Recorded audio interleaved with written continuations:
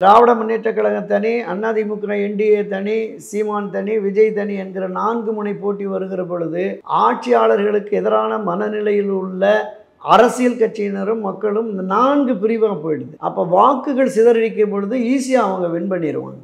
அதுதான் கள யதார்த்தம். ஸோ திமுக மீண்டும் ஆட்சி அதிகாரத்திற்கு வரக்கூடிய அளவிற்கான செயல்களில் விஜய் ஈடுபடுகிறாரோங்கிற இன்னொரு சந்தேகமும் இருக்கு. என்னோடு அணி சேருங்கள் என்று மற்ற அரசியல் கட்சிகளுக்கு அழைப்பு விடுக்கிறார். ஆனால் இன்றைய அரசியல் சூழல் கள யதார்த்தம் என்பது திமுகவோடு அணி சேர்ந்திருக்கிற யாருமே திரு விஜய் பின்னாடி வருவதற்கு வாய்ப்பே இல்லை.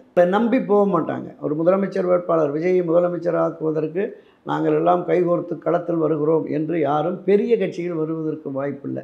சிறிய கட்சிகளுமே தங்களுடைய வெற்றி கேள்விக்குறி என்கிற நிலையில் போக மாட்டாங்க. அப்போ தமிழக வெற்றி கழகமே தனித்து ஏதாவது 1-2 அமைப்புகள் இருக்கலாம். சிறிய அமைப்புகள் 1-2 பேர் அவரோட கரங்கோர்க்கலாம். அது வெற்றிக்கான அணியாக ஒருபோதும் இருக்காது என்பதுதான்